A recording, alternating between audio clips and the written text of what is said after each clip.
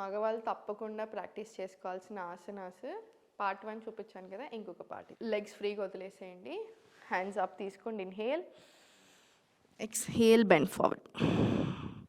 Very simple asan, కానీ benefits కూడా అంతే ఎక్కువ. ఇన్హేల్ పైకి, ఎక్స్హేల్ కిందికి.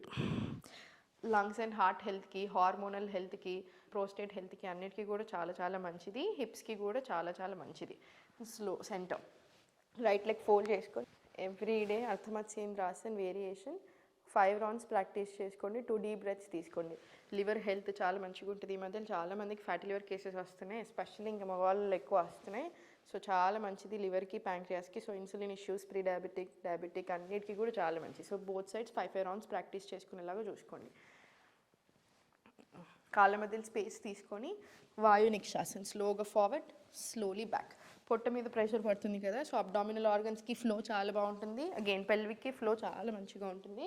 సో ఇది కూడా ఒక 10 రౌండ్స్ టు 20 రౌండ్స్ మినిమం వచ్చేలాగా చూసుకోండి. ఫ్యాట్ లాస్ అవ్వడానికి కూడా మంచిది. సేతుబంద్ ఆసన హిప్స్ని, బ్యాక్ని, నీస్ని స్ట్రెంగ్తెన్ చేయడానికి చాలా బాగా హెల్ప్ అవుతుంది. ఎక్కువ కూర్చుంటూ ఉంటారు కదా అబ్బాయిలు, సో హార్ట్ హెల్త్ ఇంప్రూవ్ అవ్వడానికి చాలా మంచిది. హార్ట్ అటాక్స్ చాలా ఎక్కువగా వస్తూ ఉంటాయి అగైన్ మగవాళ్ళలో. సో హార్ట్ హెల్త్ ఇంప్రూవ్ అవ్వడానికి కూడా చాలా చాలా మంచిది. అగైన్ పెల్విక్ ఆర్గన్స్కి కూడా చాలా మంచి ఫ్లో ఇస్తుంది.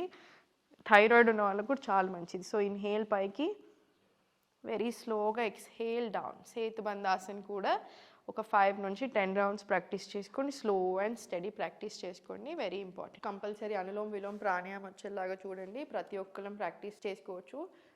బీపీ, షుగర్, థైరాయిడ్, టాక్సిన్స్, ఇంకా ప్రతీది సెల్స్కి అన్నిటికీ చాలా చాలా మంచిది. సో ఎవ్రీడే ఒక 10 to 20 rounds of Anulom Vilom breathing technique వచ్చేలాగా చూసి